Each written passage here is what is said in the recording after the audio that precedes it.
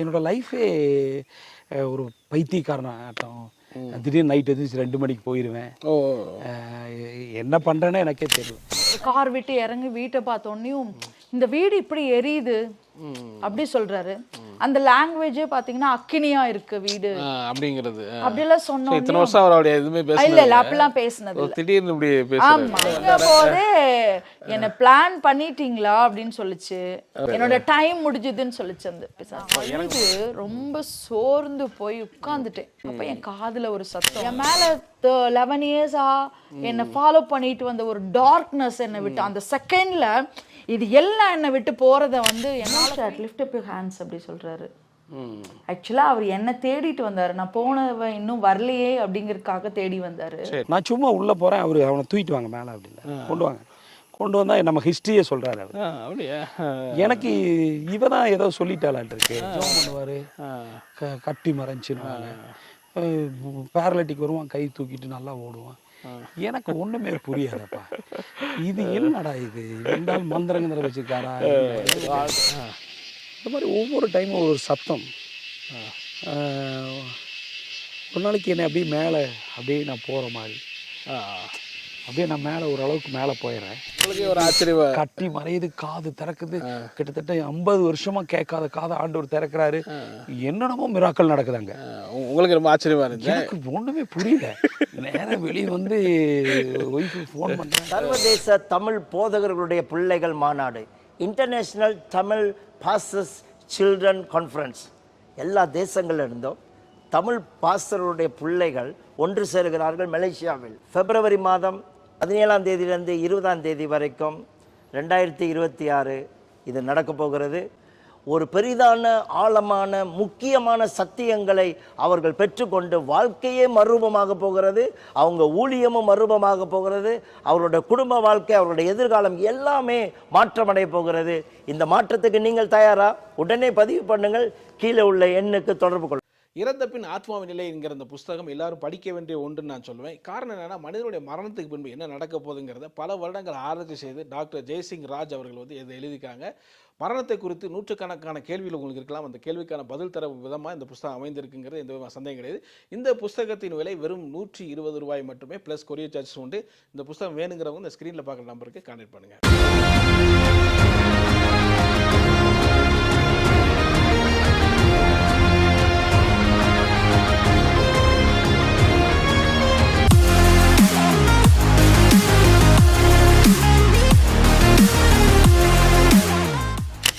உங்களுக்கு ஒரு ஹோப்பே கிடையாது, ரசிக்கப்படுவாருங்கிறதே ஹோப் இல்லை.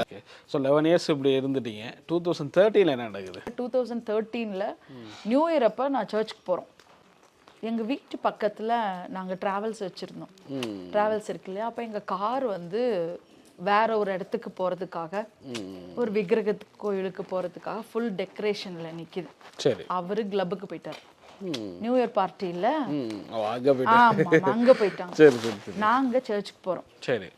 அப்போ எனக்கு வெளில வந்தோடனையும் எனக்கு காரை பார்த்தோன்னே ஒரே அழுக. என்னன்னாக்கா, இசப்பா நான் உங்களை ஆராதிக்க போகிறேன், காரில் ஆல்ஃபான்னு நேம் எழுதியிருக்கு, இந்த ஆல்ஃபா விக்கிரகத்துக்கு கீழே போய் நிற்கணுமா ஆண்டவரே? நான் நடந்து போகிறேன் என் குழந்தைங்களை எடுத்துட்டு, ஆனால் கார் அங்கே போகுதே இசப்பான்னு சொல்லிட்டு அப்பவும் கார் மேலே கை வச்சு ஜோம் பண்ணுறேன். இசப்பா காரை ரத்தத்தில் உப்பு கொடுக்குறேன், பத்திரமா போயிட்டு வரணும், டிரைவரை பாதுகாத்து கொள்ளுங்கன்னு சொல்லி ஜோம் பண்ணிட்டு நடந்தே சர்ச்சுக்கு போயிட்டு வந்துட்டோம். மார்னிங் அன்னைக்கு தான் நான் வாயை திறந்து அவர்கிட்ட சொல்கிறேன், இந்த மாதிரி கார் வந்து அங்கெல்லாம் போகக்கூடாது, நம்ம கிறிஸ்டியன்ஸ் தானே, இதுலலாம் பிஸ்னஸ்ஸு, நீ வந்து இதுலலாம் தலையிடக்கூடாதுன்னு சொல்லிட்டாங்க. சரி, ஓகேயா? நெக்ஸ்ட் செகண்டு தேர்டு மார்னிங் அவர் ஏஞ்சோன்னையும் சொல்கிறாரு, எனக்கு ரொம்ப செஸ்ட் பெயினாக இருக்குன்னு சொல்கிறாரு. உடனே வந்து ஹாஸ்பிட்டல் எல்லாம் கூப்பிட்டுட்டு போயிட்டாங்க. அட்டாக், ஹார்ட் அட்டாக் தான் அது. அப்போதான் தெரியுது. தேர்ட் அப்போ ஹார்ட் அட்டாக். அப்போது நாங்கள் ஹாஸ்பிட்டலுக்கு இமீடியட்டாக நீங்கள் ஐசியூவில் போகணும் அப்படின்னு சொல்லிட்டாங்க.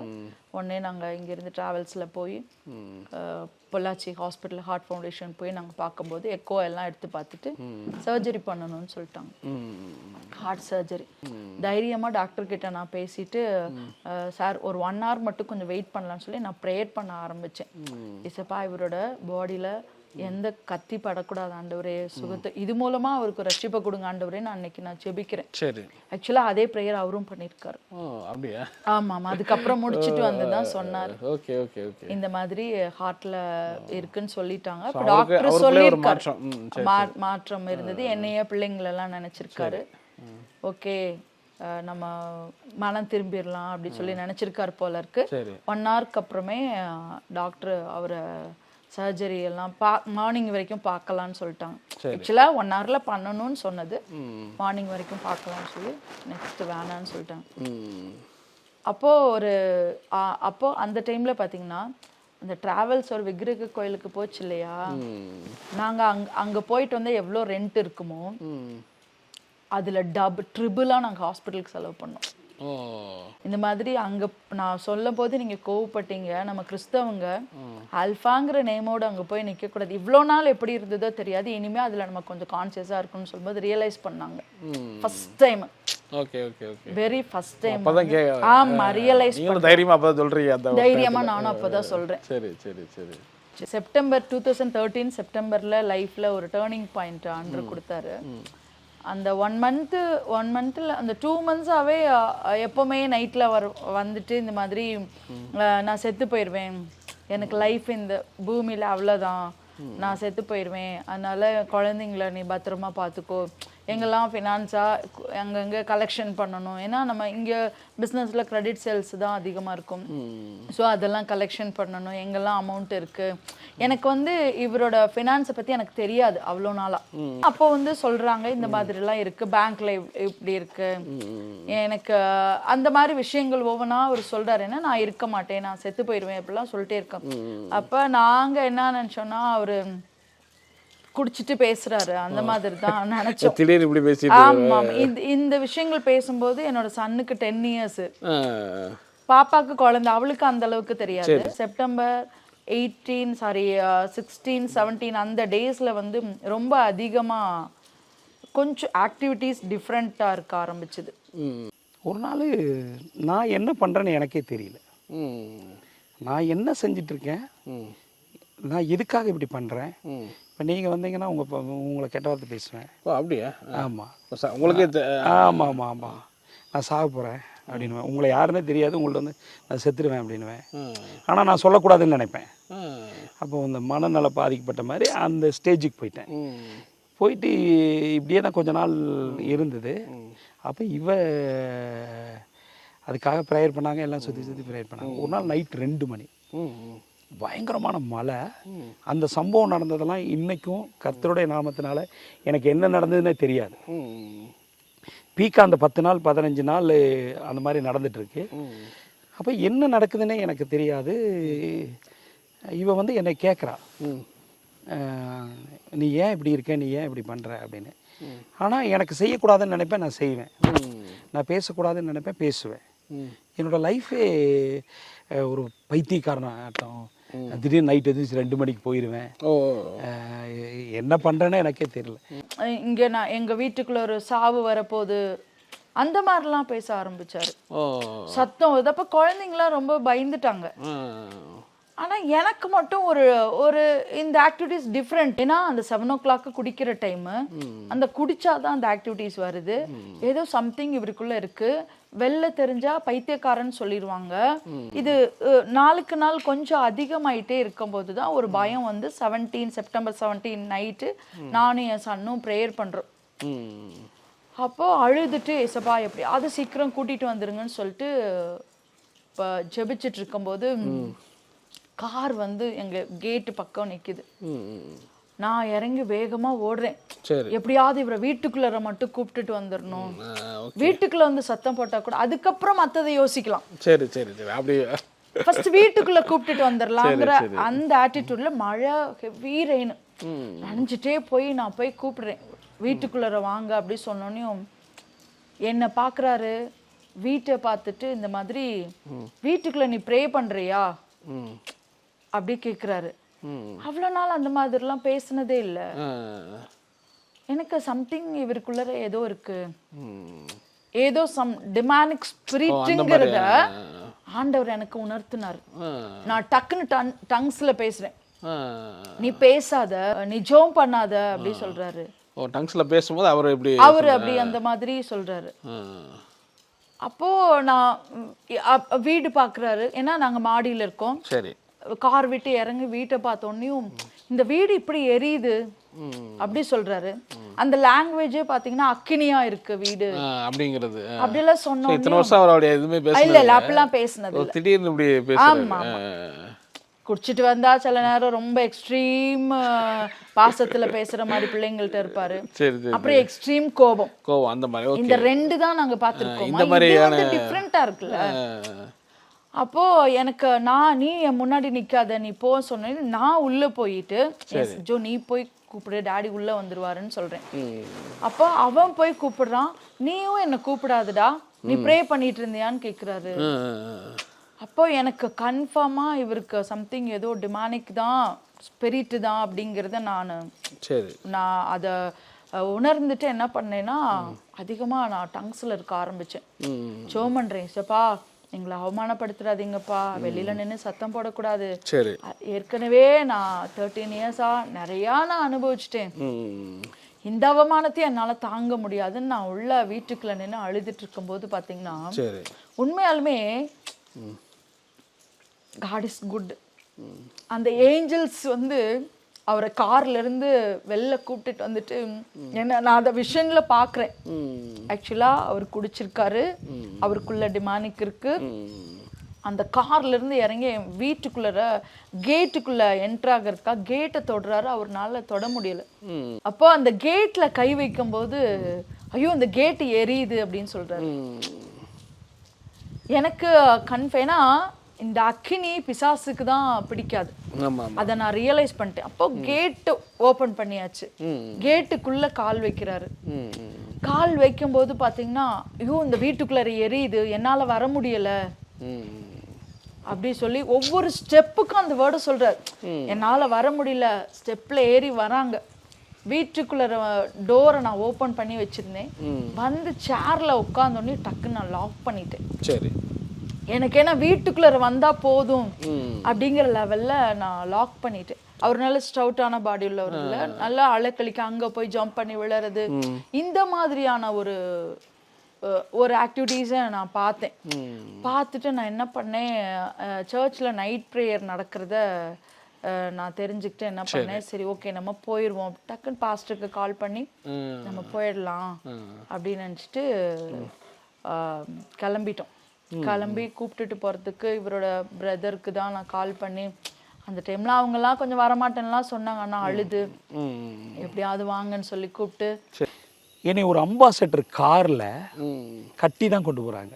அப்படியே கட்டி தான் கொண்டு போறாங்க. ரொம்ப நான் ரொம்ப பிரச்சனை பண்றேன், இதெல்லாம் கிளிக்கிறேன், ஷார்ட்லாம் டியூப்லைட் உடைக்கிறேன், சாக போறேன்னு சொல்றேன் அப்படின்னு இந்த ஒரு வாரமா வச்சதுனால உள்ள ரூம்ல அடைச்சி வச்சுட்டு என்னை போட்டு அடைச்சி வச்சிருந்தாங்க. கார்ல கூப்பிட்டுட்டு போயிட்டேன். கார்ல நான் ஏறும்போது எனக்கு பயம் என்னன்னா, அந்த ஒரு 10 days 1 week 10 days நான் செத்து போயிருவேன்னு சொன்னாரா, அப்ப எங்கேயாவது கார் டோர் ஓபன் பண்ணி விழுந்துருவாரோ இப்பெல்லாம் பயம் இருந்துகிட்டே இருந்தது. பக்கத்திலேயே உட்காந்து என் குழந்தைங்க 2 பேரும் நாங்க கார்ல கூப்பிட்டுட்டு போய் சர்ச்சுக்குள்ள போறோம். சரி, சர்ச்சுக்குள்ள போனா அவருக்கு போறப்ப கரெக்டா சர்ச் பக்கத்துல போனோன்னையும் கேக்குறாங்க, என்ன எங்க கூட்டிட்டு போற அப்படின்னு கேக்குறாங்க. இந்த மல்டிபிள் பர்சனாலிட்டின்னு ஒண்ணு இருக்கும் தெரியுங்களா, அதெல்லாம் நான் கண்ணுல பார்த்தேன் பிரதர். அப்படியே இந்த டைம்ல நீ என்ன எதுக்கு நார்மலா பேசுறாரு. சரி, நார்மலா. Okay okay okay. அந்த பிசாசு மல்டிபிளா பர்சனாலிட்டியோட என்கிட்ட பேசி இந்த விஷயங்கள் கேதர் பண்ணுது, எங்க கூட்டிட்டு போறோம் அப்படிங்கிறது. ஆனா நான் வந்து சர்ச்சுங்கிற வேர்டை கடைசி வரைக்கும் சொல்லவே இல்லை. சரி, இறங்கும் போதே அவர் இறங்கிட்டாரா பார்த்தா தெரிஞ்சிருக்கும், சர்ச்சு தெரிஞ்சிருக்கும்.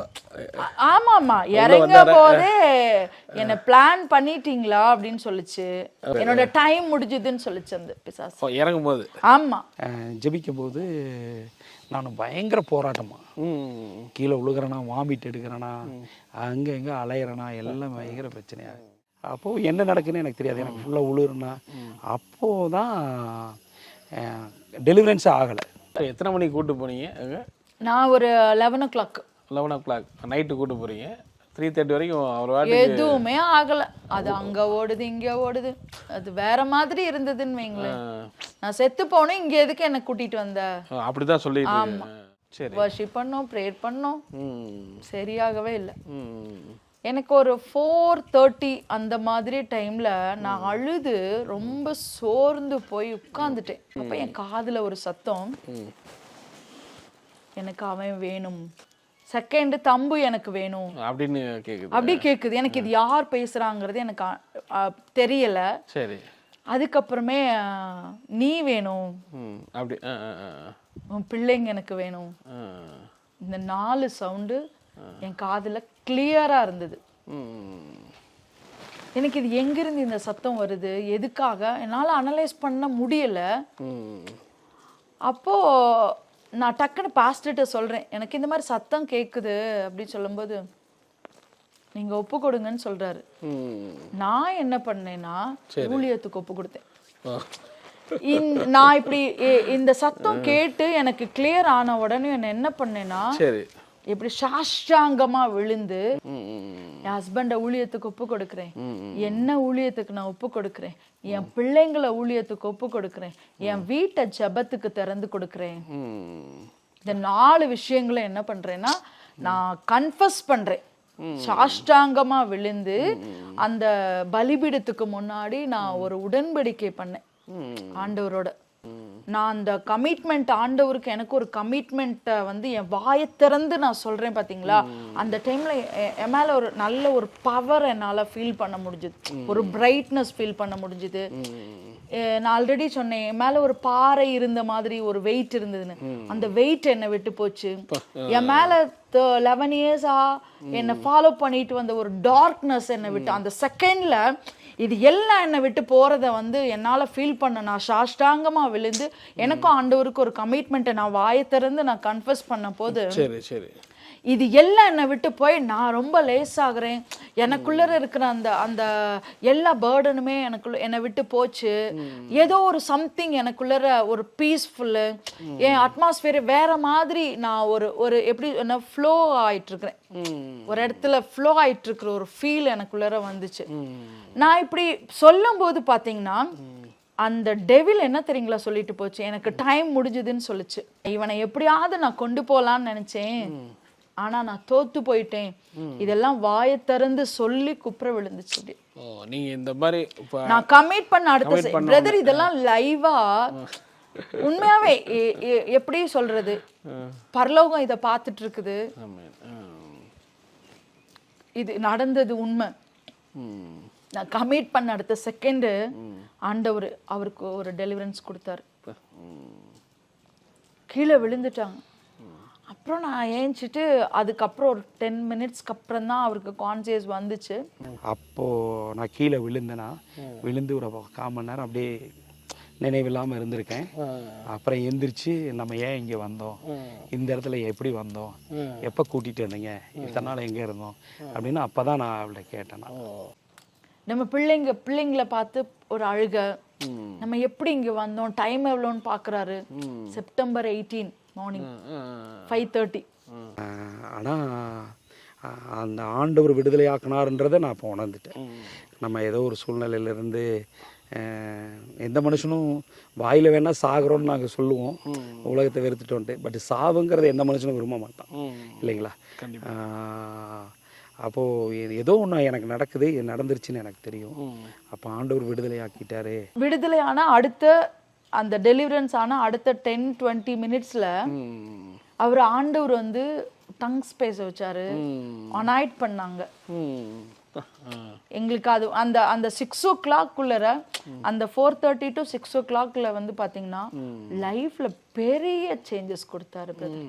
அப்படியே எனக்கு லைஃப்ல வந்து டேர்னிங் டைம். அதெல்லாம் ஒரு 3:30 வரைக்கும் ஒரு இதுல இருந்தீங்க முடியல. ஆமா ஆமா ஆமா. அடுத்து ஒரு 3 ஹவர்ஸ்ல ஒரு total change brother, total change. பிசாசு வெளியே போய் அவர் டங்ஸ்லயும் பேச ஆரம்பிச்சாரு. ஆனா அது பெரிய ஆச்சரியமா இருந்திருக்கும்ல, இத்தனை வருஷம் போராட்டம், அவங்க திடீர்னு இப்படி ஒருத்தங்க. இந்த செகண்ட் எனக்குள்ள ஒரு சமாதானப்பா, எனக்கு டெலிவரன்ஸ் மீன்ஸ் எவ்வளவு கண்ணீர்ல இருந்து எனக்கு ஒரு விடுதலை கிடைச்சிருச்சுப்பா. சரி சரி சரி. இந்த ஒரு பீஸ்ஃபுல்லாக நான் என் ஹார்ட்டில் வந்து நான் ஃபீல் பண்ணேன் பிரதர். இன்னைக்கு நைட் ஆண்டவர் தொட்டதோட சரி, அதுக்கப்புறம் இந்த நாள் வரைக்கும் அந்த போதை பொருளை எங்கன்னா தொடலை. அந்த ஒரே 13 வருஷம் ஆயிடுச்சு அது. ஆமாம், இப்போ 13 வருஷம், 14 வருஷம் ஆச்சு. செப்டம்பர் 18 2013 எல்லா பழக்கமும் போச்சு. 13 இயர்ஸ் ஆண்டவர் ஜீவனோட எங்களை வச்சிருக்கிறாரு. இதை விட மிராக்கிள் என்னன்னு பாத்தீங்கன்னா, சரி, பிபி 290 250 இருந்தது. சரி சரி. அடுத்த நாள்ல இருந்தே பாத்தீங்கன்னா நார்மல் பிபி 120/80. நீங்க இப்ப எங்க வேணாலும் இப்ப அவருக்கு பிபி செக் பண்ணி பாருங்களேன். சரி, மாறினாங்க அந்த கேரக்டரு. டக்குன்னு குடிக்காம இருந்தாங்க, நல்லா பேச ஆரம்பிச்சாங்க உங்கள்கிட்ட. அப்புறம் ஹாப்பியா அந்த பழைய 15 வருஷம் நீங்க சந்தோஷமாவே இருந்தது இல்லைன்றீங்க. கண்டிப்பா சந்தோஷமாலாம் பேச ஆரம்பிச்சாங்களா? எப்போ? ஆமா ஆமா, அதுக்கப்புறம் தான் லைஃபோட வேல்யூவே அவருக்கு தெரிய ஆரம்பிச்சது. நமக்குன்னு ஒரு வைஃப் இருக்கா, அவளுக்குன்னு ஒரு மனசு இருக்கு. ஆனா அதுக்கப்புறம் வந்து ஒரு டெடிகேட்டிவான ஒரு லைஃபை பார்த்தேன். எனக்குன்னு பிள்ளைங்க இருக்காங்க, அதெல்லாம் வந்து பேச ஆரம்பிச்சார்.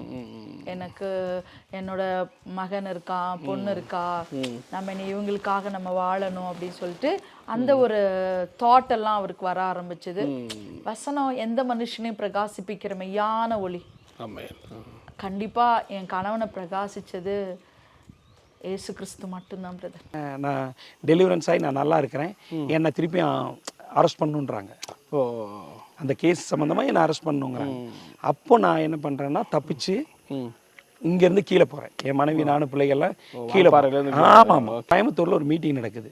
அந்த மீட்டிங் வந்து மதுக்கரை, கோயம்புத்தூர் செட்டிபாளையம் ரோடு இருக்கு இல்லைங்களா, உப்படத்துக்கு அந்த ரோட்டில் ஒரு மண்டபத்தில் நடந்துட்டு இருக்கு. அப்போ போகும்போது தான் ஃபர்ஸ்ட் அவரை சந்திக்கிறோம். சரி, அவர் ஃப்ளக்ஸ் வெளியே வச்சிருக்கு. அப்போது இவ சொன்னால் நான் உள்ளே போய் ஜெபம் பண்ணிட்டு வரேன்னு. அப்போ சரி நீ போயிட்டு வா அப்படின்னா நான். அப்போது அதில் வந்து ஒரு தம்பி இருந்தான், அவன் அந்த தம்பி தான் இவளை கூட்டிகிட்டு போனான். சரி, அப்போது அந்த இடத்துக்கு போனதும் இவ உள்ளே போயிட்டா, நானும் கொஞ்ச நேரம் போவே இல்லை. அது வந்து ஆப்ரஹாம் சார்லஸ் அவரோட மீட்டிங். சரி, எங்களுக்கு அவரை பற்றி தெரியாது, நாங்கள் அவரை பார்த்தது கூட கிடையாது. பட் அப்போ அந்த தம்பி எக்ஸ்பிளைன் பண்ணுறான், இந்த மாதிரிக்கா லண்டன்லேருந்து வந்திருக்காரு. சரி, இப்போ தான் ஃபஸ்ட்டு மீட்டிங், யூகேலேருந்து வந்து இதுதான் ஃபஸ்ட்டு மீட்டிங்னு சொல்லிட்டு டொனால்ட் ஆப்ரஹாம் ஐயா அந்த மீட்டிங் அந்த ஹாலில் நடத்துகிறாங்க. சரி, அப்போ நாங்கள் போயிட்டு ஒரு வர்ஷிப் அங்கே போயிட்டுருக்கு. சரி, திடீர்னு பார்த்தா என்ன தேடிட்டு அவர் வந்தார், உள்ளே வந்தார். உள்ளே வந்தோடனையும் அவர் ஸ்டேஜில் நிற்கிறாரு, நாங்கள் ரொம்ப பின்னாடி நிற்கிறோம். இவர் ப்ளூ ஷர்ட் போட்டிருந்தாரு. அப்போது blue shirt lift up your hands அப்படி சொல்கிறாரு. ஆக்சுவலாக அவர் என்ன தேடிட்டு வந்தார், நான் போனவன் இன்னும் வரலையே அப்படிங்கிறதுக்காக தேடி வந்தார். நான் சும்மா உள்ளே போகிறேன், அவர் அவனை தூக்கிட்டு வாங்க மேலே அப்படின்னு கொண்டு வாங்க. கொண்டு வந்தால் நம்ம ஹிஸ்ட்ரியே சொல்கிறாரு அவர். அப்படியா? எனக்கு இவ தான் ஏதோ சொல்லிட்டாளான் இருக்கு, இவ போய் ஏதோ சொல்லி கொடுத்துருக்கா போல முன்னாடியே நம்மளை பற்றி அப்படின்னு சொல்லிட்டு எனக்கு ஒரு டவுட்டு. அப்போல்லாம் எனக்கு தீர்க்க தரிசனம் ஆண்டவர் பேசுகிறதெல்லாம் தெரியாதுல்ல நமக்கு. அப்புறம் இவ தான் சொல்லிட்டான்னு இவன் மேலே அப்பவும் பயங்கர காண்டு. வெளியே போய் இவ்வளோ பேச்சுக்கலாம் அப்படின்னு. நான் வேற ஒரு கார்னரில் நைட்டில் ஒரு மிட் நைட்டில் ஒரு சர்ச்சில் நான் கன்ஃபஸ் பண்ணியிருக்கிறது யாருக்குமே தெரியாது. எனக்கும் ஆண்டவருக்கு தெரியும், நான் சொன்னதுனால இவருக்கு தெரியும். நான் இவரை நான் ஊழியத்துக்கு டெடிகேட் பண்ணது அவருக்கே தெரியாது. அந்த மனுஷன் டச்சுன்னா எல்லாம் விழுந்து டெலிவரன்ஸ் ஆகிறான், வாமிட் எடுக்கிறான், ரெண்டு பேர் பிசாசு பிடிச்சி ஆடுறான், 2 பேரை ஆண்ட விடுதலை செய்கிறாரு, என்னென்னமோ நடந்துட்டு இருக்கு. எனக்கு இது என்ன நடக்குதுன்னு எனக்கு புரியல. அங்கங்கே பார்த்தா அதுதான் ஃபர்ஸ்ட் டைம் நான் இப்படி பார்க்குறேன். திருப்பி என்னை கூப்பிட்டு சொல்கிறாரு. எனக்கு ஒரு பயம் என்னென்னா, நான் ஆண்டவரை ஏற்றுக்கொள்ளலை, பட் தண்ணி தான் ட்ரிங்க்ஸ் தான் அதுக்கப்புறம் நான் அடிக்காமல் இருக்கிறேன். குமாரன் விடுதலையாக்கினால ஒழிய மெய்யாகவே விடுதலையாகிறேன். ஆண்டவர் அன்னைக்கு விடுதலையாக்கிட்டார், நான் விடுதலை ஆகிட்டேன். ஆனால் திருப்பி அந்த பழைய கிரி எனக்குள்ளே இருக்குது. பட் இவர் என்ன சொல்கிறாரு, எல்லாத்தையும் ஜெபம் பண்ணுறாரு, எல்லாம் உழுகுறாங்க. அவர் அனாய்டிங் பண்ணுறாங்க, எல்லாம் அனாய்டிங்கில் நிறைய. அதெல்லாம் நீங்கள் பார்க்குறீங்க, கண்ணு முன்னாடி பார்க்குறேன். துள்ளுறாங்க, அன்னி பாஷை பேசுகிறாங்க, என்னென்னமோ பேசுகிறாங்க. ஒருத்தங்க நிற்க முடியாமல் அனாய்டிங் இறங்குது, அபிஷேகம் இறங்குது. எனக்கு இவங்களுக்கு ஒரே பயம். இவர் என்னை கூப்பிட்டு பக்கத்தில் நிப்பாட்டிருக்காரு, இதெல்லாம் நடந்துட்டு இருக்கு. சரி நைஸாக நம்ம இங்கேருந்து போயிடுவோம், இவர் ஏதாவது நம்ம மேலே கை வச்சு நம்ம இருந்தால் எனக்கு ஜனங்கள் பார்க்கறத பற்றி பிரச்சனை இல்லை. 10 வருஷமா இவளை நம்ம மெயின்டைன் பண்ணிருக்கோம், நம்ம தான் கெத்துன்னு காமிச்சிட்டு இருக்கோம். இவன் முன்னாடி நம்ம கீழே கீது விழுந்துட்டா இன்னும் அசிங்கமாக போயிருவேன். நான் அப்படி திறமைய ஸ்டெப்பு கீழே வந்து அவனை கூப்பிட்டு வாங்கன்னாரு. 2 பேர் கூட்டிட்டு போனாங்க. ஐயா கையை தான் மேலே வச்சாரு, என்ன நடந்ததுன்னா தெரியாது. இந்த கடல்ல ஒரு அலை வந்து அடிச்சு கொண்டு போகும்போது ஸோ அப்படி ஒரு நேராக போய் விழுந்த கீழே. ஸோ உங்களுக்கு அந்த ஆனால் உலக கூட நினைக்கிறீங்க என்னால் கண்ட்ரோல் பண்ண முடியல, பண்ண முடியாது. ஆனால் அந்த ஃப்ளோ உங்களுக்கு அப்படியே இதாக கண்ட்ரோல் பண்ணவே முடியல. ஆனால் ஏதோ என் முடியெல்லாம் அப்படியே மேலே செலுத்து நிற்கிது. அப்போல்லாம் ஆவியானவர் இறங்கினது எனக்கு தெரியாதுல்ல. ஏதோ என் உடம்புல நடக்கிறது எனக்கு தெரியும், பட் ஆனால் என்ன நடக்குதுன்னு என்னால் கண்டுபிடிக்க முடியல. அப்படித்தான் ஆண்டவர் அணைக்கும். அப்போ நீங்கள் ஏதாவது எவ்வளோ நேரம் அப்படி இருந்தீங்க? எனக்கு அது ஒரு 1/4 மணி நேரம் அந்த அனாயிட்டிங் அப்படியே இருந்தது. Okay okay. இப்போதான் அது அனாயிட்டிங்னு தெரியும். ஆனால் காட்ஸ் ப்ரெசன்ஸை நாங்கள் எல்லாருமே அந்த ஹாலில் எல்லாரும் ஃபீல் பண்ணோம். பட் இவர் மேலே ஒரு ஸ்பெஷல் அனாயிட்டிங்னு சொல்லலாமே, ஸ்பெஷல் அனாயிட்டிங் இருந்தது. ஏன்னா அவர் சொன்ன வேர்டு, நீ எங்கே ஓடினாலும் ஆண்டவர் உன்னை ஊழியத்துக்கு தான் செலக்ட் பண்ணியிருக்காரு, நீ you are a chosen vessel, you are a unique piece அப்படிலாம் சொல்கிறாரு. எங்களுக்கு அவரை பற்றியே தெரியாது. ஆக்சுவலாக இது நாங்கள் போனதே வந்து ஒரு கோஇன்சிடென்ட் தான் சொல்லணும். இந்த அனாயிட்டிங்க்கு அப்புறம் என்னோட கோபம் என்னன்னு எனக்கு தெரியல, அப்படியே மாறுது. எனக்கு தெரியுது எனக்குள்ள ஏதோ ஒரு மாற்றம் இருக்குன்னு. அப்போ அவரு என்கிட்ட சாவி கொடுத்து நம்ம கொடைக்கானல் போகணும் வா அப்படிங்கிற. ஆண்டவர் உன்னை என் கூட வச்சுச்சுன்னா நான் ஃபர்ஸ்ட் அவர் கூட கொடைக்கானல் போகிறேன். காட்ஸ் பிளான் வந்து அங்கே ப்ராசஸில் இருக்குங்கிறத நான் ரியலைஸ் பண்ணிட்டேன். அப்போ ஆண்டவர் உண்மையாகவே ஊழியத்தில் நம்ம கன்ஃபஸ் பண்ணது ஒரு பக்கம் இருந்தாலும் அதற்குண்டான டோர் ஓப்பன் பண்ணுறாரு. ஏன்னா ஊழியம் தெரியாது, பைபிள் காலேஜ் போக முடியாது, இப்படி இருக்கிற சிச்சுவேஷனில் இவர் கூப்பிடுறாரு. அப்படி சொன்ன உடனே ஓகே சொல்லிட்டார். அன்னைக்கு அவரோட நாங்கள் ஹோல்டப் பண்ணி எங்களை உண்மையாகவே ஒரு நல்ல ஒரு ஸ்பிரிச்சுவல் ஃபாதரா, நல்ல ஒரு ஃப்ரெண்டா, நல்ல ஒரு அண்ணாவா, நல்ல ஒரு ஃபேமிலி மென்டரா, ஸ்பிரிச்சுவல் மென்டரா எங்களை அழகா அண்ணா எங்களை எப்பெல்லாம் அவர் யூகேல இருந்து வராரோ அந்த டைம்லாம் நாங்கள் போயிடுவோம். போயிட்டு அவர்கிட்ட இருக்கிற ஒரு ஸ்பெஷாலிட்டி என்னன்னு பார்த்தீங்கன்னா மனசார பிளஸ் பண்ணுவார். தேவ மனுஷன் கூட நான் கொஞ்ச நாள் ட்ராவல் பண்ண கர்த்தர் உதவி செஞ்சார். அவர் மீட்டிங்க்கெல்லாம் போவேன். நான் தான் அவருக்கு அசிஸ்டண்டாக இருந்தேன். அவர் கூட ரூமில் ஸ்டே பண்ணுறது எல்லாம் பண்ணுறது ரொம்ப நாள் அவர் கூட இருந்தேன். நான் ஒரு 4-5 வருஷம் இருந்தேன். 4 வருஷம் இருந்தேன். ஆனால் அவன் தொழில் இருந்துச்சு, ஹஸ்பண்ட் தொழில். இப்போ டக்குன்னு கூப்பிடும் போது எப்படி இருந்துச்சு அது? இப்போ அதை பார்க்குறது, தொழிலை பார்க்குறது, இந்த மினிஸ்ட்ரிங்கிறது நமக்கு கஷ்டமாக இருந்திருக்கும்ல. அண்ணாவுமே வந்து எங்களை பிஸ்னஸை விட்டுட்டு போகிறதுக்கு கைட் பண்ணல. பிசினஸ் இருக்கணும், இருந்துகிட்டே வாங்க அப்படிங்கிற பார்த்துட்டேன்னா ஆக்சுவலாக அவரு 6 months ஒன்ஸ் அந்த மாதிரி தானே வருவாரு. அந்த டைம் மட்டும் கூட அந்த டைமும் போயிடுவாங்க. 10 days அவர் இருக்கிற நாட்கள் எல்லாம் போயிடுவாங்க. மீட்டிங்க்கு அப்புறம் மீட்டிங் போவேன். சரி, மீட்டிங் போனால் அந்த மனுஷன் சும்மா பிறவிலேருந்து கேட்காத மனுஷன் வருவான். டச்சுன்னுவார், காது திறக்கும், ஜெபம் பண்ணுவார், கட்டி மறைஞ்சின்னுவாங்க. பேரலிட்டிக் வருவான், கை தூக்கிட்டு நல்லா ஓடுவான். எனக்கு ஒண்ணுமே புரியாதப்பா, இது என்னடா இது, ரெண்டாள் மந்திரங்கிற வச்சிருக்காரா அப்படி நடக்கும். அந்த மீட்டிங்ல பயங்கரமா நடக்கும். சரி சரி. நான் கண்ணு முன்னாடி கர்த்தரோட நாமத்துல நான் நின்று பார்த்தது. எனக்கு இதெல்லாம் இப்படி ஒரு சைடு ஓடிட்டு இருக்கு. ஆனால் பெருசாக உங்களுக்கு நம்பிக்கை வரல. நான் ஒரு நல்ல அவரை சுற்றி ஒரு 500 பேர் ஓடி வரும்போது நம்ம பக்கத்தில் நிற்கும் போது, இப்போ மினிஸ்டர் பக்கத்தில் நான் நிற்கும் போது எனக்கு ஒரு பெருமை தான். அது மாதிரி அந்த மாதிரி கெத்து தான் நான் யோசித்தேன். ஆனால் கர்த்தர் பிளான் ஆக்கி அங்கே நம்மளை உருவாக்குறாருன்றது எனக்கு தெரியாது. அட்டன் பீரியடுக்கு வந்ததுக்கப்புறம் நான் வீட்டில் வந்து ஜெபம் பண்ணுவேன். ஜெபம் பண்ண தெரியாது, பைபிள் படிப்பேன். பைபிள் முத எனக்கு வாங்கி கொடுத்தது இவ கூட்டிகிட்டு போய் காருண்யாவில் அந்த விவிலியோன்னு சொல்லி இந்த மோசையுடைய படம்லாம் போட்டு ஒரு சின்ன குழந்தை படி அதுதான் வாங்கி கொடுத்தான்.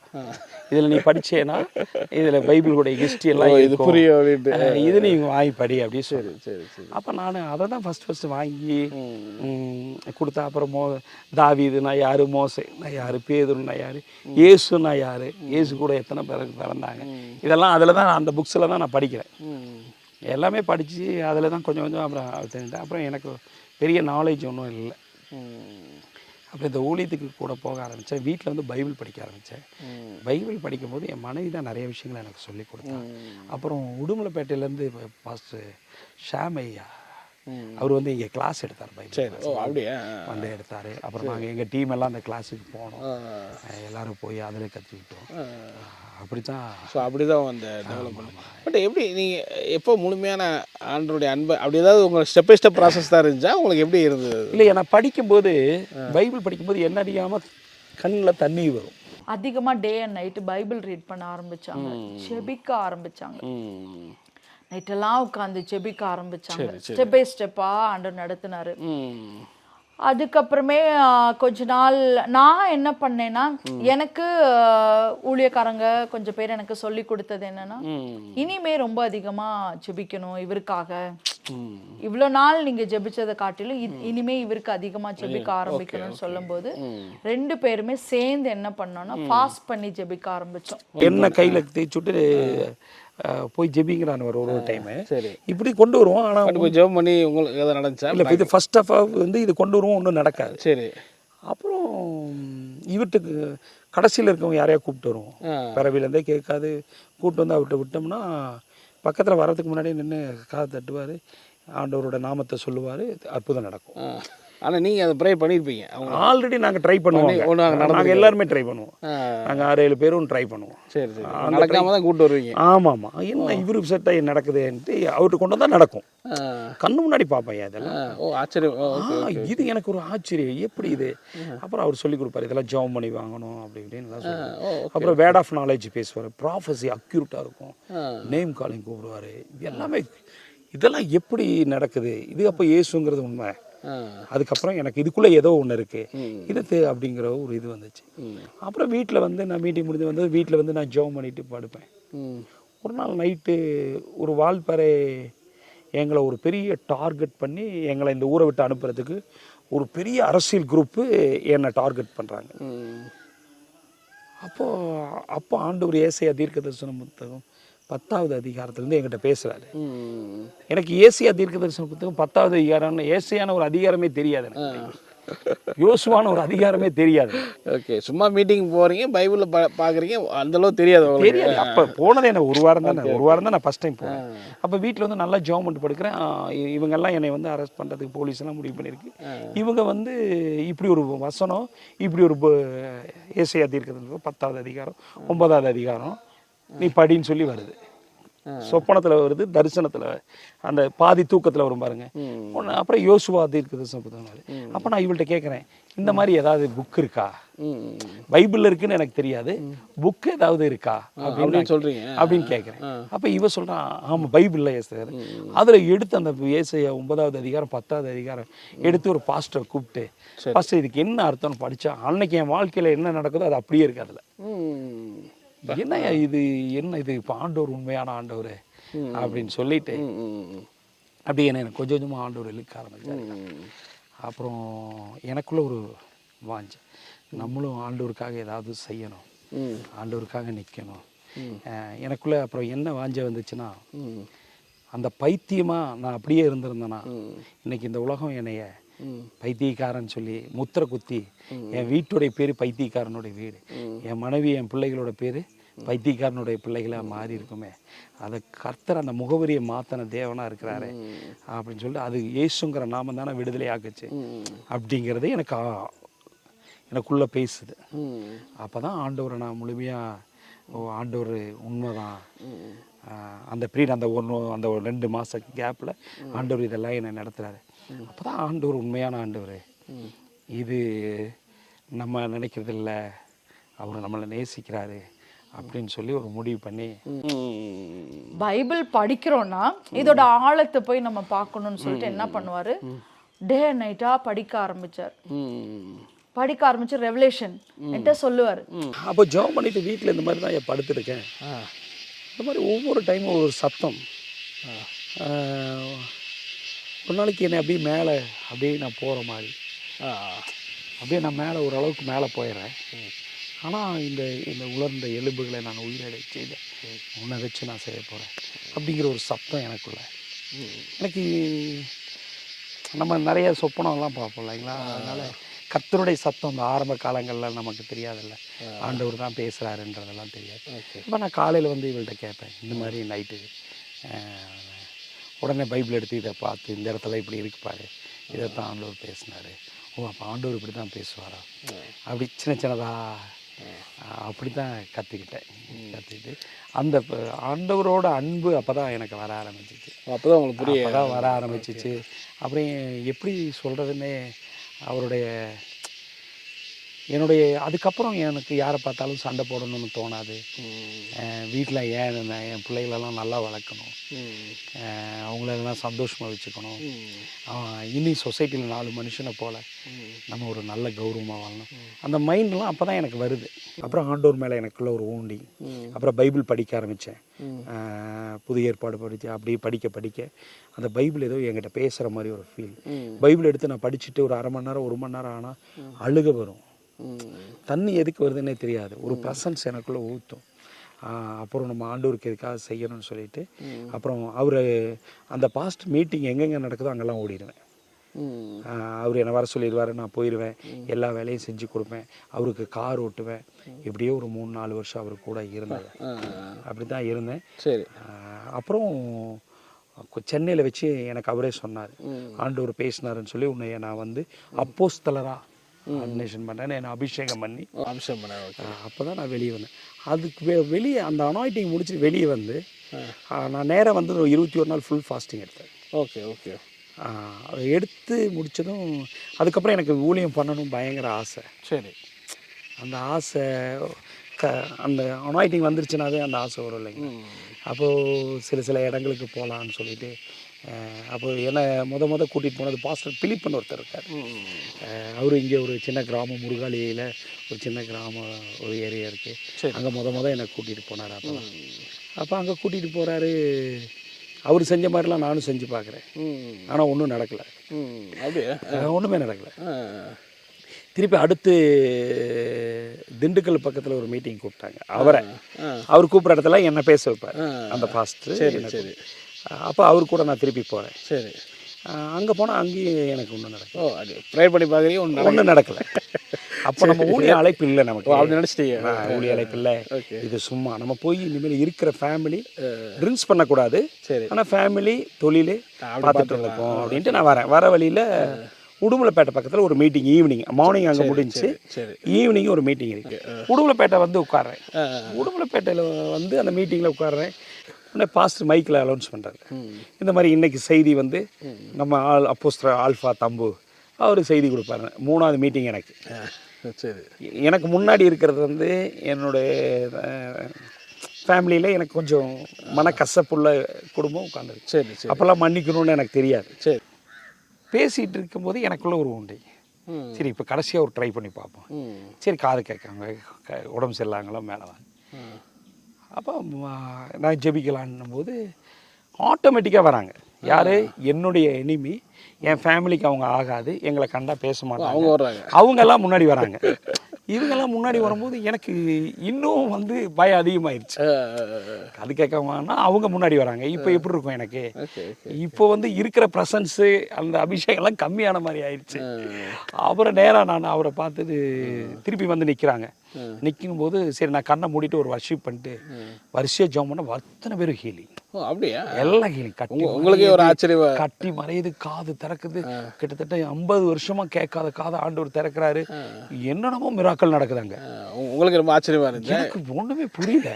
நேரம் வெளியே வந்து ஒய்ஃபு ஃபோன் பண்றேன், ஏமா இந்த மாதிரி இப்படி நடக்குதுமா அப்படின்ட்டு அண்ணனுக்கு அடித்தேன், என்னோட பாஸ்டருக்கு. சரி. அண்ணே இந்த மாதிரி இப்படியெல்லாம் நடந்துச்சுண்ணே, எங்கள் மீட்டிங் நடக்குது, வெயிடா ஃபோனா அப்படின்னாரு.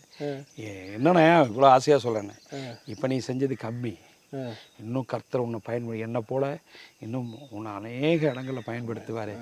இதெல்லாம் ஒரு மேட்டராக நீ எனக்கு கூப்பிடவே கூடாது. நீ வந்து இதை விட மிராக்கெல்லாம் உன்னோட ஊழியத்தில் நடக்கண்டா, நீ இது ஒரு விஷயம் இல்லை, இதுக்கெல்லாம் எனக்கு கூப்பிடாதா அப்படின்ட்டார். அப்புறம் வந்துட்டு அப்போ ஆண்டவர் அழைப்பு இருக்குது அப்படின்ட்டு எனக்கு இன்னும் சந்தோஷம் அதிகமாகிடுச்சு, பயங்கர ஹாப்பி ஆயிடுச்சுங்க. அப்புறம் நான் கொஞ்சம் பிஸ்னஸில் ஆண்டவர் என்னையும் கொஞ்சம் சப்போர்ட் பண்ண வச்சாரு. நான் என் கவர்மெண்ட் ஜாப்பை ரிசைன் பண்ணி இவருக்கு கூட கொஞ்சம் சப்போர்ட்டிவாக இருக்கு ஆண்டவர் உதவி செஞ்சார். அந்த டைமில் இவர் மினிஸ்ட்ரிக்கு போயிருக்கும்போது ஜாஃப்னால வந்து லாக்டவுன் போடுற டைமில் ஜாஃப்னால இருக்காங்க. அப்போ அந்த டைமில் அங்கேருந்து இங்கே வந்து இறங்கின உடனே லாக்டவுன் போட்டாங்க எல்லா பக்கம். சரி. அப்போ 1 or 2 months நல்லா அந்த அளவுக்கு அவருக்கு கொரோனாலாம் இல்லை, கோவிட்லாம் இதெல்லாம் நல்லா இருந்தார், ஹெல்த்தியாக இருந்தார். ஒரு 6 months 7 months அப்புறமா ஒரு கண்டினியூஸ் காஃப் ஒன்று வந்தது. சரி. Health wise continuous cough, breathing difficulty, இந்த மாதிரி பயங்கரமா வந்து ஒரு 1 month ஃபுல் பெட்லேயே ஆயிட்டாங்க. இப்போ நமக்கு வெளிலையும் போய் ட்ரீட்மெண்ட் கொடுக்க முடியாது, இப்படி ஒரு சுச்சுவேஷனில். ஆனால் எனக்கு ஸ்பிரிட்டில் வந்து ஏதோ ஒரு டெவில் அட்டாக் மீன்ஸ் முன்னாடி மாதிரி அந்த ஸ்பிரிட் அப்படி இல்லை, இவரை நெக்ஸ்ட் லெவல்குள்ளே போக முடியாத அளவுக்கு ஏதோ ஒரு பிளாக் நடக்குது, பிளாக் பண்ணியிருக்கிறாங்கிறது வந்து எனக்கு கொஞ்சம் நான் ஃபீல் பண்ண ஆரம்பித்தேன். சரி. அப்போ ரொம்ப அதிகமான ஒரு காஃப், கண்டினியூஸ் காஃப், எத்தனை மெடிசன் கொடுத்தாலும் அந்த காஃப் நான் ஸ்டாப்பாக இருக்கும் பாருங்க.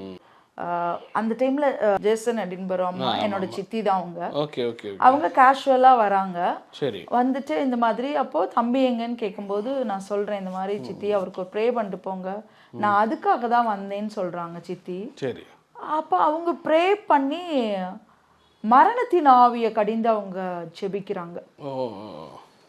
மரணத்தின் ஆவியை கடிந்து செபிக்கும் போது எனக்கும் ஷாக்கிங், என்ன திடீர்னு இந்த வேர்டை சொல்றாங்களே.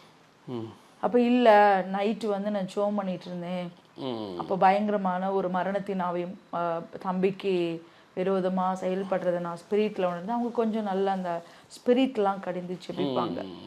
சித்தி அது நைட்டு ஆவியானவர் செபிக்க வச்சு காலையில் வந்து ஜெபிச்சுட்டு போயிட்டாங்க. நார்மல் ஆயிட்டாரு. நார்மல் ஆயிட்டாங்க பிரதர். அவ்வளோ பிரிஸ்கா எழும்பி உட்கார்றாரு. எனக்கு ரொம்ப ஆச்சரியம். அப்போதான் நான் உணர்ந்தேன் அவன் பிசாசோட பிளான் பாருங்க அப்படியே கொலாப்ஸ் பண்ணிட்டார் ஆண்டவர். ஆண்டவர் பிடிச்சிட்டேன், எனக்கு எல்லாமே ஆண்டவர் தான், இந்த உலகத்தில் எனக்கு எதுவும் வேண்டாம் ஆண்டவரை, நீங்கள் மட்டும் போதும்னு சொல்லி அப்புறம் பைபிள் ஸ்டடி, பைபிளுக்கு லஞ்சு, அப்புறம் ஈவில் தேவை, இவங்கெல்லாம் அதுலேருந்து உங்களுக்கு ஊழியம் இது வாசல் நிறைய ஓப்பன் ஆகும். எனக்கு இலங்கையில் 2 சர்ச்சு கட்டுறதுக்கு கர்த்தரோட கிருபையில் நாங்கள் உதவி செஞ்சுருக்கோம். இன்றைக்கும் ஒரு ஃபுல் சர்ச்சு நம்ம இலங்கை தேசத்தில் கர்த்தர் நமக்கு கிருபையாக கொடுத்துக்கா நம்ம செஞ்சுருக்கோம். அந்தமான் தேசத்தில் செஞ்சுருக்கோம். இப்போ ஆந்திராவில் கூட ஒரு இடம் பார்த்துருக்கோம் சர்ச்சு கட்டுறதுக்கு. ஆனாலும் எனக்கு சர்ச் அழைப்பு இல்லை, நான் போஸ்டலர் அழைப்புங்கிறதுனால நான் அந்த இதில் ஓடிட்டுருக்கேன். ஸ்டார்டிங்கில் எனக்கு கொஞ்சம் அப்படியே தடுமாற்றம் இருந்தது. அப்புறம் ஆண்டவர் எப்படி வழிவாசல் திறந்தார்னு தெரியாது. நான் இப்போ ஆந்திரா தெலுங்கானாவில் மட்டும் ஒரு 160 மீட்டிங் இந்த 1.5 வருஷத்தில் ஓப்பன் மீட்டிங் பண்ணியிருக்கேங்க. 120. ஆமாங்க, ஓப்பன் கிரவுண்ட் மீட்டிங். அதனால் அங்கெல்லாம் ஒரு வாசல் அப்படியே நிறைய நல்லா இலங்கை ஃபுல்லாக நான் ஏறாத பட்டணமே இல்லை. இலங்கை தேசம் முழுவதும், இலங்கையில் முத ஊழியத்துக்கு போனேன். அப்போது இங்கேருந்து இலங்கை தேசத்துக்கு அப்படி தான் போனேன். அவங்க என்னை கூப்பிட்டார் ஒரு பாஸ்ட்னா ஆசையாக, வெளிநாடு ஊழியன்னா முத பெரிய ஆசை இருக்குல்ல, ஊழியத்துக்கு வந்து 2ஆம் மாதம் அங்கே போனால் பாஸ்டிங் ப்ரேயர்னு கூப்பிட்டாங்க. 3 பாட்டியமாக இருந்தாங்க. நான் சந்தோஷமாக ஆண்டவர் கொடுத்த ஊழியம்னு சொல்லி பண்ணிட்டு, அதில் ஒரு பாட்டிக்கு வந்து காது கேட்காது. ஆண்டவர் அன்னைக்கு அற்புதம் செய்கிறாரு. அந்த பாஸ்டர் வந்து அந்த பாட்டி, அந்த தாத்தாவும் பாட்டியும் அந்த பாஸ்டரோட அப்பா அம்மா, இது எனக்கு தெரியாது. அங்க ஆண்டவர் மிராக்கிள் செய்றாரு. செய்யும் போது அப்போ அந்த பாஸ்டர் வந்து திருப்பி என்னை கூப்பிட்றாரு. நான் அங்கே நிற்கிறேன், மீட்டிங் முடிஞ்சு கிளம்பி வரும்போது கூப்பிட்றாரு. அந்த மாதிரி அற்புதம் நடந்துருச்சு, நீங்கள் வெயிட் பண்ணுங்கள், ஈவினிங்கும் நீங்கள் ப்ரேயர் வைக்கலாம் அப்படின்னு சொல்லி இந்த சம்பவங்களை சொல்லி அப்படி தான் இலங்கை தேசம் ஓப்பன் ஆச்சுங்க. ஓப்பன் ஆகி இலங்கை தேசம் முழுவதும் எல்லா பக்கமும் ஆண்டவரோட கிருபையில் ஊழியம் பண்ணேன். ஸோ அப்படியே ஒவ்வொரு இதுலேயும் உங்களுக்கு ஓப்பன் ஆகுதுல்ல. ஆமாம், அங்கேருந்து தான் எனக்கு அங்கே இலங்கையில் என்னென்னா எல்லா நாட்டிலையும் இருப்பாங்க பாஸ்டர்ஸ். உங்களுக்கு தெரியும், இலங்கை தேசத்தில் இருக்கவங்க வேர்ல்டில் எல்லா இடத்துலையும் இருப்பாங்க. அவங்க மூலிமா தான் லிங்க் ஆகி நான் அங்கே அற்புதம் அடையாளம் நடக்கிறத வச்சு தான் வேர்ல்டில் எனக்கு எல்லா நாடும் ஓப்பன் ஆனது. அந்த மாதிரி ஏதாச்சு. ஸோ அதே மாதிரி நீங்கள் ஃபினான்ஷியல் பிரேக் த்ரூ நிறைய இழந்துட்டீங்க. ஸோ அதுக்கப்புறம் ஆண்டரை ஏற்றுக்கொள்ளும் என்ன நடந்துச்சு, அதுக்கப்புறம் என்ன மாற்றங்கள் இந்த ஃபினான்ஸில்? மேரேஜ் ஆகும்போது ஒரு சின்ன கடை ஒன்று ஓப்பன் பண்ணேன். ஆமாம், ஆல்ஃபா ஏஜென்சின்னு சொல்லி ஒன்று ஓப்பன் பண்ணேன். அந்த கடை எப்படி டெவலப் ஆச்சு, என்ன நடந்ததுலாம் எனக்கு தெரியாது. வர விருத்தி ஆகிட்டே இருந்தது. அந்த பிளஸ்ஸிங்கை நான் சொல்லவே முடியாது. எப்படி பிளஸ்ஸிங் வருதுன்னே தெரியாது. நம்ம கடையில் என்ன சரக்கு வச்சாலும் விற்றுரும். அப்படியா? என்ன உண்மை இது, ப்ராக்டிக்கலாக நான் காலைல ஜாம் பண்ணிட்டு போவேன். அந்த ஒரு பார்த்தா அவ்வளோ செழிப்பு இருக்கும். 56 எஸ்டேட்லேயும் இந்த 56 எஸ்டேட் இருக்குது இந்த வாழ்க்கை. நான் கால் வைக்காத வீடு இருக்காது. கிரெடிட் கொடுக்குறது, ஃபர்னிச்சர், ஹோம் அப்ளைன்ஸ் எல்லாம் வந்து கிரெடிட் கொடுத்து கலெக்ஷன் பண்ணுறோம். எல்லா வீட்லேயும் நாங்கள் எங்கள் திங்ஸ் இருக்கும். எல்லா வீட்லேயும் ஆல்ஃபா ஏஜென்சி திங்ஸ் இருக்கும். அந்த மாதிரி அந்த அந்த பிஸ்னஸ் போச்சு. அதுக்கப்புறம் அந்த கடையை பெரிய கடையாக வேறு பக்கம் மாற்றணும். அப்புறம் அங்கேயே ஒரு துணி கடை போட்டோம். அப்புறம் ஒரு மெடிக்கல் ஷாப் ஓப்பன் பண்ணோம். அப்புறம் நான் நகராட்சி பிடபிள்யூவில் கான்ட்ராக்டர் நான், ரிஜிஸ்டர் சிவில் கான்ட்ராக்டர். எல்லா பக்கமும் அந்த அந்த டைம் அப்படி ரசிக்கப்பட்டதும் ஆண்டவர் அழகாக பதிவு பண்ண வச்சார். எல்லா பக்கமும் கவர்மெண்ட்டில் சிவில் பில்டிங் ஒர்க்கு எடுத்து செய்ய ஆரம்பித்தோம். அதில் அப்படியே ரன் ஆகி கற்றுருக்கு. அதே வால்பாறையில் நிறைய ஆல்ஃபா தெரியுது, ரெசார்ட்டு, ஆல்ஃபா மெடிக்கல் நிறையவே வச்சுருக்கீங்க ஆல்ஃபா இது. பட் ஆனால் இதெல்லாம் எப்படி நீங்கள் ஆண்டவர் தான் அதை பண்ணார்னு எப்படி சொல்கிறீங்க? ஏன்னா உங்களுடைய உழைப்புனால கூட அது வந்திருக்கலாம் இல்லையா? அதுக்கு முன்னாடி நான் உழைச்சினேன், ஒன்றுமே இல்லையேப்பா. இதை விட நான் உழைச்சேன். அன்னைக்கு பொய் சொன்னேன், மற்றவங்களை ஏமாத்தினேன், அசம்பிள் பண்ணி நம்ம கொடுத்தோம், நிறைய தப்பான பொய் சொல்லி வியாபாரம் பண்ணோம். அதெல்லாம் இன்றைக்கி உண்மையாக இருக்கும். கர்த்தருக்கு ஆண்டவருக்கு நான் செலுத்த வேண்டியதை கரெக்டாக செலுத்துகிறேன். என்னை பொறுத்தளவுக்கு ஒருவேளை இந்த சேனலை யாராவது பார்த்துட்டு இருந்தா, நான் கர்த்தருக்கு நான் செலுத்த வேண்டியதை கரெக்டாக செலுத்துகிறேன். 1 சாமுவேல் 30:26 சொல்லுகிறது, தாவீது சிக்லாக்கில் எல்லாத்தையும் இழந்துட்டான். இழந்து போனதும் ராமோத்தில் கொண்டு வந்து தன்னுடைய பங்கை கொடுத்தான்னா, உடன்படிக்கை பெட்டி இருந்த இடத்துக்கு ஒரு பங்கை கொடுத்தான். ரெண்டாவது சாமுவேலுக்கு ஒரு பங்கை கொடுத்தாரு. அவருடைய அபிஷேகம் பண்ண அவருடைய ஆவிக்குரிய தகப்பனுக்கு ஒரு பங்கை கொடுத்ததுக்கப்புறம் தான் பங்கையே பிரிக்கிறார். அப்போது அந்த வசனம் என்னை தொட்டுச்சு. நான் ஊழியத்துக்கு வரதுக்கு முன்னாடி இந்த பிஸ்னஸ் எல்லாம் விட்டுட்டு ஊழியத்துக்கு வந்துடலாம்னு நினச்சேன். அப்போது வெளிப்படத்தில் 1:6 சொல்லிச்சு. அந்த அதுதான் என்னுடைய வாழ்நாள் வாக்கு தத்துவம். பழைய ஏற்பாடு நாட்களில் ராஜாக்கள் வேறு, ஆசாரியர்கள் வேறு. ஆனால் வெளிப்படத்தில் 1:6 சொல்லுது, இந்த பூமியில் நீ ராஜாவும், இயேசுடைய ரத்தம் உன்னை ராஜாவாகவும் ஆசாரியனாகவும் உன்னை ஊழியக்காரனாகவும் ஆசாரியனாகவும் வைப்பேன் அப்படின்னு சொல்கிறாங்க. அந்த வார்த்தை தான் என்னை தொட்டுச்சு. அப்போ நம்ம இந்த பூமியில் ஏன் நம்ம பிஸ்னஸ் பண்ணிட்டே ஊழியம் பண்ணக்கூடாது?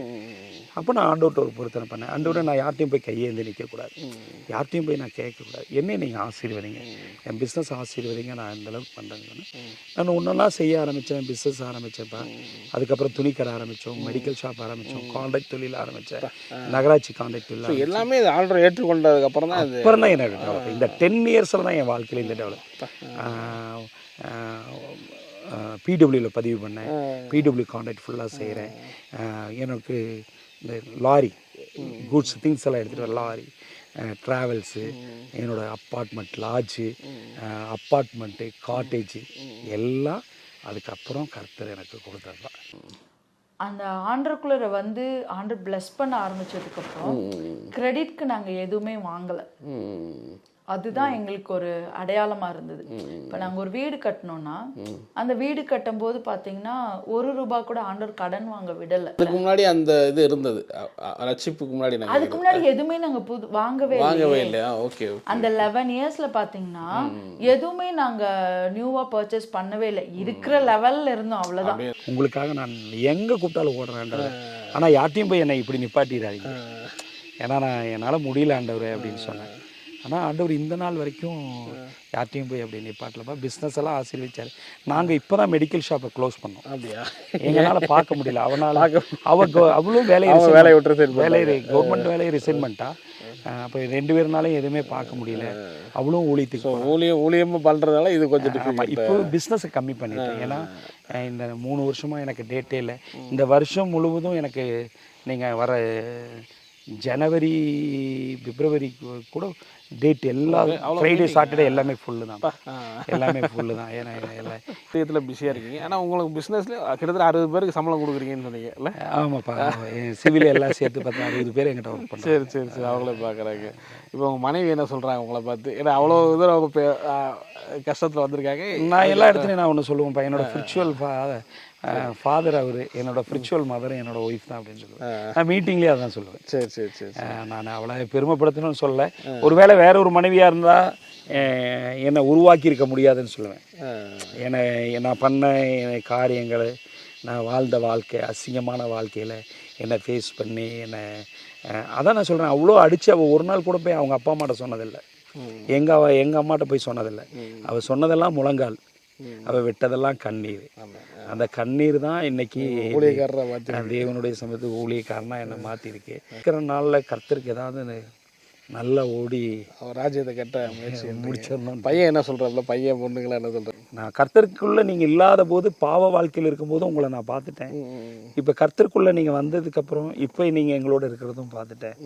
அதனால் அந்த எனக்கு நீங்கள் வெளி உலகத்துக்கு நான் சொல்லுவேன், சில நேரங்களில் அட்வைஸ் பண்ணுவேன், தம்பி இப்படியெல்லாம் பண்ணக்கூடாதுடா, ஏசப்பா அப்பா எனக்கு எல்லாமே தெரியும்ப்பா, கர்த்தரை விட்டு போனால் என்ன அனுபவிப்போன்னு எங்களுக்கு தெரியும், உங்களை வச்சே நாங்கள் கற்றுக்கிட்டோம், எங்களுக்கு ரோல் மாடலே நீங்கள் தான், அதனால் ஆண்டவர் விட்டு நாங்கள் என்றைக்கும் போக மாட்டோம்ப்பா அப்படின்வான். எனக்கு அது பெரிய சந்தோஷம். அளவுக்கு ஆண்டவர் மேலே ஃபோக்கஸ் போயிடுச்சு உங்களுக்கு இல்லை? அப்பா எனக்கு ஆண்டவர் மேலே ஃபோக்கஸுங்கிறத விடப்பா, என் ஆண்டவர் என்னை கைவிட மாட்டார்னு எனக்கு நம்பிக்கை இருக்குப்பா. என் ஆண்டவர் என்னை அழைச்சவர் உண்மையுள்ளவர். என்னை யார் இடத்துலையும் போய் நான் அடிக்கடி சொல்லுவேன், மோசைக்கு 1000 தாய் இருந்தது, இதில் போய் எந்த தாயை வேணாலும் கூட்டிகிட்டு வரலாம். பக்கத்து வீட்லேயே ஒரு தாய் இருந்திருப்பா, அவள் ஃபீட் பண்ணுறதுக்கு வெட்டியிலேருந்து திறந்ததும். நான் சொல்லுவேன், ஏன் அதே தாயை ஆண்டவர் கொண்டு வந்தார்? என் பிள்ளை அடுத்த தாய் பால் கொடுத்து வளர்த்தான்னு கூட சொல்லக்கூடாது. அந்த அந்த ஆசாரியனுடைய குடும்பத்து மேலே அவ்வளோ அக்கறையுள்ள ஆண்டவர் இல்லையாப்பா? கண்டிப்பாக. அப்போது ஒரு ஆசாரியன்னு முத்திர நிறைய நேரம் சொல்லுவாங்க, என் பையனை பார்த்து இந்த மாதிரி பையனெல்லாம் ரொம்ப கேரடு. நான் சொல்கிறேன், குழந்தை நயல் நதியில் மிதந்துட்டு போயிட்டே இருக்கும், அங்கே பாம்பு இருந்திருக்கும், பள்ளி இருந்திருக்கும், அந்த திமிங்க என்னமோ இருந்திருக்கும், பட் என்ன வேணாலும் நடக்கலாம், தாய் எட்டி தான் நின்று பார்த்தேன். ஆனால் ஒரு ஆசாரியன், ஒரு லேவி கோத்திரத்துடைய குழந்தைய எந்த சர்பத்தினாலும் தொட முடியாது. என் பையன் எங்கே இருந்தாலும் எந்த சர்பமும் தொட என் ஆண்டவர் அனுமதிக்க மாட்டேன். என் பிளானெல்லாம் நான் வேஸ்ட்டுப்பா. உள்ளே போய் என் பையன் டாக்டர் ஆகணும், என் பிள்ளை இன்ஜினியர் ஆகணும், அந்த கான்செப்ட்டு, அந்த லேண்டை வாங்கணும், இங்கே சர்ச் கட்டணும், ப்ரேயர் கால், இதெல்லாமே எனக்கு ஆசை இருக்குது. பட் நான் அந்த இதுலேயே போய் ஜெபிக்க மாட்டேன். உங்கள் பிளான் என்ன, என்னை குறித்து என்ன பிளான் வச்சுருக்கீங்க, உங்கள் சித்தத்தின்படி, அவர் சித்தத்தின்படி ஓடிடுறது தான். இப்போது ஃபேமிலியாக எவ்வளோ ஹாப்பியாக இருக்கிறீங்க? ரொம்ப சந்தோஷம், சமாதானப்பா. என்ன ஒரே ஒரு குறை, அது குறைன்னு சொல்ல முடியாது, அது சந்தோஷமாக ஏற்றுக்கிறேன். கர்த்தரை நிமித்தமாக ரொம்ப நாள் ஃபேமிலியோட டைம் ஸ்பெண்ட் பண்ண முடியல. 10 நாள் 15 நாள் தான் ஆயிரும் போயிட்டு நம்ம வர்றது எல்லாமே. அதனால் 2 பேர் அந்த டைம் இல்லை. அப்புறம் என்னன்னா, கர்த்தரோட ஊழியத்தை செஞ்சே ஆகணும்ப்பா. எவ்வளோ நாள் இருப்போன்னு தெரியாது, ஆனால் இருக்கிற வரைக்கும் ஆண்டவர் மெய்யான தெய்வங்கிறத என் வாழ்க்கையில் நான் அனுபவித்தேன். நான் ஒரு பைத்தியமாக இருந்தேன். இது வெளி உலகத்துக்கு அதிக பேருக்கு தெரியாது. நான் மனநல பாதிக்கப்பட்டிருந்ததெல்லாம் யாருக்குமே தெரியாது. நான் பிசாசு பிடிச்சிருந்ததெல்லாம் யாருக்கும் தெரியாது. பட் என்ன விடுதலை ஆக்கின ஆண்டவர், அவருக்கு நான் ஏதாவது ஒன்று செஞ்சாகணும்.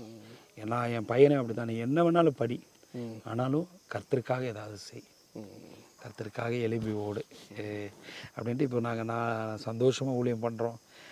நானும் மனைவியும் ஆண்டவரோட ஊழியத்தை செஞ்சிட்ருக்குறோம். இருக்கிற நாள் வரைக்கும் செஞ்சிருப்போம். பூமியில் நல்ல ஆசீர்வாதமாக இருக்கும், எந்த குறையுமே இல்லை.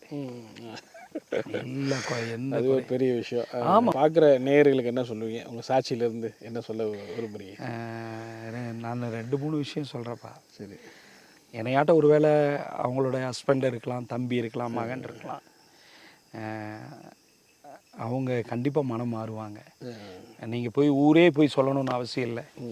நீங்கள் போய் அவர்கிட்ட சொல்கிறது, என் பிள்ளைக்காக, என் பையனுக்காக இவர்கிட்ட சொல்கிறது, அதுக்கு ஒரு பஞ்சாயத்து வைக்கிறது. என் வாழ்க்கையில் நான் அனுபவிச்சது சொல்கிறேன். என் மனைவியோட முழங்கால் இதை மாற்றுச்சு. நான் பார்க்குற நேயர்களுக்கு அதான் சொல்கிறேன், நீங்கள் கர்த்தருடைய சமூகத்துக்கு வாங்க, உங்கள் பிள்ளைய மாறுவாங்க. அவருடைய சமூகத்தில் நீங்கள் விடுற கண்ணீர் ஒரு நாளைக்கு வீணாகாது, ஒரு நாள் கூட வேஸ்ட் ஆகாது. அதில் நான் கான்ஃபிடெண்ட்டாக இருக்கிறேன். ரெண்டாவது, நீங்கள் ஆசீர்வதிக்கப்படணும். நீங்கள் பூமியில் ஆசீர்வதிக்கப்பட்டு இந்த பூமியில் யாரும் வந்து கஷ்டப்படணும்னு நினைக்கல ஆண்டவர். ஆண்டவர் பெத்த பிள்ளைகளை கஷ்டப்படணும். நான் ரொம்ப ஆசீர்வாதத்தை பேசுவேன்ப்பா. ரொம்ப ஆசீர்வாதமாக நீ இருக்கணும்னு நினைக்கிறத பேசுவேன். அப்போ இந்த பூமியில் நீங்கள் ஆசீர்வாதமாக இருக்கணும். ஆசீர்வாதமாக இருக்கணும்னா நீங்கள் அது கர்த்தரோட வழியோட, கர்த்தருடைய திட்டத்தின்படி, கர்த்தருடைய சத்தத்தை கேட்டு நம்ம நடக்க ஆரம்பித்தோம்னா ஆசீர்வாதமாக இருப்போம். ஆக்சுவலி நிறைய இல்லை, 11 வருஷம் உங்கள் போராட்டம், அதுக்கப்புறம் டோட்டலாகவே இந்த 12-13 வருஷம் உங்கள் லைஃபே மாறி இருக்கு. ஸோ பார்க்குற வியூவர்ஸ்க்கு நீங்கள் என்ன சொல்லுவீங்க? ஏன்னா நிறைய பேர் இந்த மாதிரி இருப்பாங்க, அந்த இதை ஸ்ட்ரகில் தாண்டி வந்துட்டு இருப்பாங்க. அந்த மாதிரி கணவர் குடிச்சிட்டு இருப்பார். முதல் ஊழியம் பெண்களுக்கு நம்ம குடும்பம் தான். நம்ம கணவன், பிள்ளைகள் தான் முதல் ஊழியம். புத்தியுள்ள ஸ்திரீ தன் வீட்டை கட்டுகிறாள் அப்படின்னா எந்த அளவுக்கு எதுலலாம் நம்ம புத்தியா நடக்கணும், எதை பேசணும், எதை பேசக்கூடாது. ஆர்குமெண்ட் வரும்போது பேசவே கூடாது. நம்ம பேசுறதையே அக்செப்ட் பண்ணலைன்னா நான் டக்குன்னு போய் முழங்கால் போட்டுருவேன். ஏசப்பா இந்த காரியத்தை நீங்க தெளிவுபடுத்துங்க, இதுதான் சரின்னு சொல்லும்போது 2 நாள் ஆகலாம், 3 நாள் ஆகலாம், தெளிவா நீ சொன்னது கரெக்டுன்னு சொல்லுவாங்க. அது ஒண்ணு. சமாதானத்தை நான் பேசிட்டே இருப்பேன் பிரதர். எகவா ஷாலோம், எகவா ஷாலோம் தான் நான் சொல்லிட்டே இருப்பேன். என் அலங்கத்துக்குள்ளே சமாதானமும் என் அரண்மனைக்குள்ள சுகமும் உண்டாயிருக்கு. இந்த வசனத்தை நான் சொல்லிக்கிட்டே இருப்பேன். சப்போஸ் வெளில இருந்து ஒரு பல சிச்சுவேஷன் உலகத்துக்குள்ளிருந்து உள்ள வீட்டுக்குள்ள வரும்போது சமாதானம் இல்லாம தான் எல்லார் ஃபேமிலிலையும் இருக்கும். ஆனா வீட்டுக்குள்ள நம்மளும் அதுக்கு ஒரு தடையா இருந்துடக்கூடாது. அப்ப நான் காலையில எழும்பின உடனேயும் நான் மேக்சிமம் நான் ஏர்லி மார்னிங் 3 o'clock எழுந்து ஜெபிக்கிற பழக்கம் தான் எனக்கு இருக்கு. எழும்பின அந்த 1 hour நான் கர்த்தருக்கு கொடுத்துருவேன். நான் கிறிஸ்தவ பிள்ளைங்க, கிறிஸ்தவ பெண்கள் ஷியரா இதை கண்டிப்பா இதை ஃபாலோ பண்ணியே ஆகணும். டெய்லியும் மார்னிங் என்னோட ப்ரேயர் இதுதான். இது நான் பண்ண ஆரம்பித்த அந்த நாட்கள்ல இருந்தே நான் ஃபேமிலியோட ப்ரொடெக்ஷனை நான் பார்க்குறேன். தீமைகளா பிசாசு எத்தனையோ காரியங்களை கொண்டு வந்தாலும் அதை நன்மையா கர்த்தர் மாற்றி கொடுத்துருக்கிறாரு. நிறைய பேர் என்ன கேட்பாங்க, உன் சாக்ரிஃபைஸா, நீ அழுததுனாலயா? அப்படியெல்லாம் இல்லை. கர்த்தர் என்ன நடத்தினார் ஆவியானவர். இப்பவும் இந்த சாட்சி மூலமா எங்களை யாரும் பார்த்துருக்கூடாது. அதுதான் எங்களை நடத்தின ஆவியானவரை நான் சொல்றேன். பின்னாடி இருந்து ஆவியானவரை நடத்தினதை தான் நாங்க சாட்சியா அந்த இடத்துல ரெஜிஸ்டர் பண்ணியிருக்கோம். அதனால நான் எல்லாருக்கும் சொல்ல வேண்டியது, கர்த்தரோட ஐக்கியமா இருங்க. அவரோட சித்தத்துக்கு அவர் விரும்புற ஒரு வெசலா நம்மளை மேக் பண்ணி அழகா கொண்டு போவார். ரொம்ப ஆச்சரியமா இருக்கு. கர்த்தர் உங்களை எங்க இருந்து இங்க உயர்த்தின விதம் பார்க்குற நேயர்களுக்கு ரொம்ப விசுவாசத்தை கொண்டு. அதே போலப்பா இன்னொரு ஒரே ஒரு விஷயம் மட்டும் சொல்லுவேன். நம்ம என்னையாட்டம் இருக்கவங்க நிறைய பேருக்கு நிறைய பேர் வழிவாசல் திறக்கலன்ட்டு இருக்கிறோம். நிறைய பேர் கேட்பாங்க, நீ எப்படி இது ஓடுற, இதில் சீக்ரெட் என்ன, நான் ஸ்டாப்பாக ஓடுறையே எங்களுக்கெல்லாம். நான் அதுக்கு ஒரே ஒரு ரெமெடி தாப்பா சொல்லுவேன். எந்த இடத்துலையும் நம்மளை காமிக்காமல் ஆண்டவரை காமிக்கணும். தாழ்மையாக இருந்தால் கண்டிப்பாக கர்த்தர் வழிவாசலை திறந்துட்டே இருப்பார். ஃபாலோ பண்ணுறேன். அது நல்ல ஒரு தகப்பன் எனக்கு சொல்லி கொடுத்தாரு. இன்னைக்கும் அவர் மறைஞ்சிருந்தாலும் அந்த குடும்பத்துக்கு நான் தேங்க்ஸ் சொல்கிறேன். உண்மையிலுமே அந்த மனுஷன் இல்லைன்னா ஆண்டவருக்கு அடுத்து அந்த மனுஷன் தான்ப்பா. அதில் நான் எங்கே வேணாலும் மிச்சம் எல்லாரும் என்னை சபிச்சாங்க. முன்னையெல்லாம் யாரும் ஊழியம் செய்ய சொன்னாங்க, உனக்கெல்லாம் ஊழியாலை பிள்ளைன்னாங்க. எல்லாரும் சொன்னபோது அந்த மனுஷன் சொன்னார், உன்னை கர்த்தர் வல்லமையாக பேதுருவை போல பயன்படுத்துவார்னு எண்ணெய் ஊற்றினார். என் தலையில் எண்ணெய் ஊற்றும் போது அது இன்றைக்கும் எனக்கு நினைவு இருக்குது. அதனால் அந்த குடும்பத்துக்கு நாங்கள் நன்றியாக ஒரு கடமையாக இருக்கிறோம். என்னை கஷ்டப்பட்டு வளர்த்த என் அம்மாவுக்கு, என்னுடைய சகோதரிகளும் என்னை கஷ்டப்பட்டு வளர்த்தாங்க. அவங்களுக்கு, என்னைய ஒரு ஊழியக்காரனை ஆக்கி பார்த்த என் மனைவிக்கு, இந்த அடியேன் ஒன்றும் இல்லாத என்னை தேடி வந்த வெளி உலகத்துக்கு கொண்டு வந்த உங்களுக்கு நாங்கள் கர்த்தர் பெரிய காரியம் செஞ்சுருக்கிறாரு. அது உங்களை பார்க்கும்போதே தெரியுது. ஸோ எங்கேருந்து இங்கே உயர்த்திருக்கிறாரு. ஸோ நிறைய இன்னும் ஆவிக்குரிய காரியங்கள் உங்கள்கிட்ட நம்ம பேசுவோம் இனி வரக்கூடிய நாட்களில். ஸோ ரொம்ப நன்றி. உங்கள் நேர்காணல எங்களுக்கு ரொம்ப சாட்சி ரொம்ப அருமையாக சொன்னது. தேங்க்யூப்பா. Thank you. Eden TV Bible review சேனலில் உங்களுடைய சாட்சிகளையும் ஊழிய அனுபவங்களையும் பகிர்ந்து கொள்ள விரும்புனீங்கன்னு சொன்னால் எங்களுடைய வாட்ஸ்அப் நம்பரை கான்டெக்ட் பண்ணுங்கள். அது மட்டும் இல்லாமல் நீங்கள் ஃபாரினில் இருக்கீங்க அப்படின்னா உங்களை ஜூம் ரெக்கார்டிங் எடுக்கிறதுக்கும் நாங்கள் ரெடியாக இருக்கோம். ஸோ நீங்களும் எங்களை கான்டெக்ட் பண்ணலாம். உங்களுடைய வாட்ஸ்அப் நம்பர் 8428196238. இந்த வாட்ஸ்அப் நம்பருக்கு உங்கள் டீட்டெயில்ஸ்லாம் அனுப்புங்க. நிச்சயமாக உங்களுடைய அனுபவங்கள் பலருக்கும் விசுவாசத்தையும் பக்தி விருத்தியும் தூண்டுங்கிறத சந்தேகம் கிடையாது.